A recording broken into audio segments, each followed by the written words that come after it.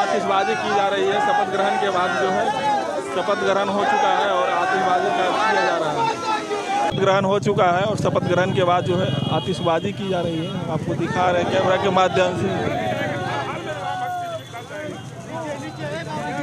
शायद भगवान ने मोदी जी को बनाया, हमारे माननीय प्रधानमंत्री जी को बनाया, तो राम कोई मुद्दा नहीं है, विकास मुद्दा। राम जी से इतर भी कितने विकास कार्य अभी चल रहे हैं देश में और राज्य में। अब राज्य में भी चलेंगे, डबल इंजन की सरकार है।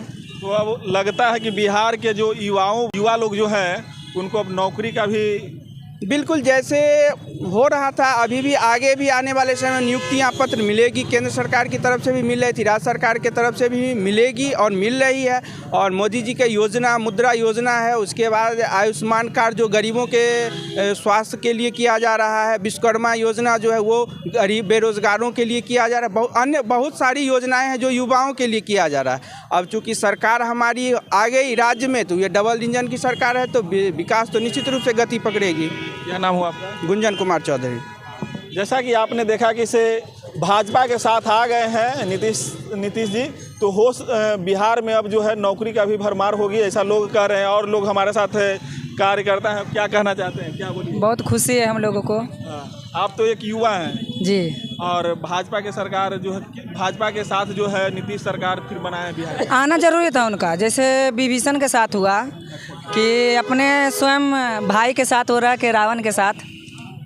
जब वो देखें कि यहाँ गलत है, विभीषण आए, जब राम जी के साथ आए तो देखें क्या उनका आदर सत्कार हुआ, राम जी ने किया, राज्याभिषेक किया। बिल्कुल तो वही कहानी है।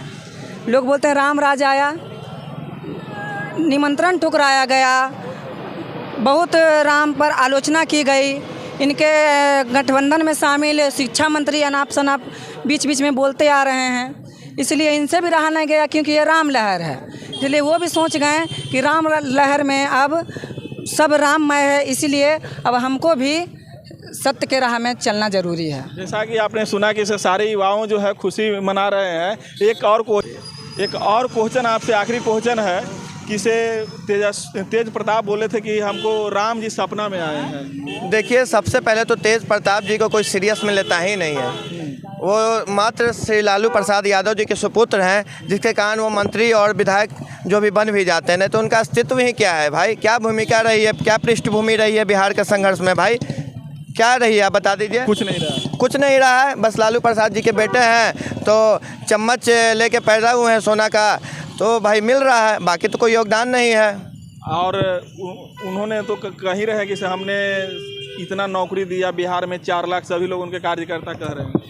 देखिए, श्रेय और क्रेडिट लेने का काम तो पार्टियां करती ही हैं, लेकिन मैं बोलना चाहता हूँ, उस समय भी मुद्दा उठा था डोमिसाइल नीति का, कि आपने कितने इस राज्य के रहने वाले लोगों को दिया, उसमें से कितने सारे थे दूसरे राज्यों के जो पहले से चयनित हुए रखे थे, आपने उनको दिया। तो डोमिसाइल नीति के तहत आपने यहाँ के बिहारी को कितना दिया, तो जवाब देना चाहिए थे। जैसे और नीतीश कुमार का योगदान नहीं था। भाजपा क्या डोमिसाइल नीति लागू करेगा? एक निश्चित तौर पे मैं कहना चाहता हूँ कि भारतीय जनता पार्टी स्वामी विवेकानंद जी की आदर्शों पे चलने वाली पार्टी है। ये उनकी जयंती को मनाने वाली पार्टी है, जो युवाओं के प्रेरणा स्रोत हैं, युवा में नई चेतना, जन चेतना का संचार करती है। जो स्वामी विवेकानंद जी आदर्श के प्रतीक है, युवाओं में संघर्ष और बलिदान के पथ पर चल के कैसे राष्ट्र सेवा की जाती है उसकी प्रतीक है। तो भारतीय जनता पार्टी ऐसे लोगों को आदर्श मानती है, तो निश्चित तौर पे युवाओं को आगे बढ़ाने का काम करती है। भारतीय जनता पार्टी में मैं बता देना चाहता हूँ कि युवा मोर्चा का एक स्पेशल विंग है, जिसमें मैं भी युवा हूँ और बिहार के संघर्ष के लिए, बिहार की सेवा के लिए समर्पण भाव से राजनीति में आया हूँ। मैं पटना महानगर का युवा मोर्चा का क्षेत्रीय प्रभारी हूँ। तो युवाओं को बढ़ने का हमेशा से मौका भारतीय जनता पार्टी ही देती है। देखिए, निश्चित तौर से आज बिहार सरकार में फिर से भाजपा की वापसी हुई है। मैं ये बता देना चाहता हूँ कि बिहार में एनडीए की ऐसी सरकार है जो बिहार में विकास की धारा बहा सकती है। आपने देखा था कि पहले जब भाजपा के साथ नीतीश कुमार थे तो सारा केंद्र का जो पैरेलल योजना था वो धरातल पर बिहार में भी धीरे धीरे बढ़ रहा था और बड़ा विकास का काम रहा था। माननीय हम लोग के नितिन नवीन जी बिहार सरकार के पथ निर्माण मंत्री थे, उनके अभी पहला डबल डेकर रोड जो अब बन के तैयार होगा उनमें उनकी अहम भूमिका थी। आज वो बन के तैयार होने वाला है। तो बिहार में एनडीए की गठबंधन की सरकार विकास की धारा बहा रही थी। नीतीश कुमार दिग्भ्रमित होकर जिस पार्टी में गए थे वहाँ उनको एहसास हो गया कि किस तरह से उनके विकास के काम में आरजेडी की सरकार रोड़ा बनने का काम, अवरोध पैदा करने का काम कर रही थी। लगातार उन पर तेजस्वी यादव की ताजपोशी का प्रेशर बनाया जा रहा था। नीतीश कुमार देख रहे थे कि किस तरह से आरजेडी हमेशा से सनातन धर्मियों के देवी देवताओं पर कुठाराघात कर रही थी, आघात कर रही थी। इससे कहीं ना कहीं नीतीश कुमार की भी छवि खराब हो रही थी। नीतीश कुमार के मंत्री भी इससे परेशान थे और यही सब अंतर्कलह की भावना आज स्पष्ट हो गई कि नीतीश कुमार ने यह निर्णय किया कि भारतीय जनता पार्टी माननीय देश के यशस्वी प्रधानमंत्री नरेंद्र मोदी जी के नेतृत्व में ही बिहार में विकास हो सकता है। वहाँ से केंद्र की सारी योजनाएँ झोली भर के यहाँ आएंगी और नीतीश कुमार की सरकार में और भाजपा की सरकार में धरातल पे ये उतरने का काम होगा।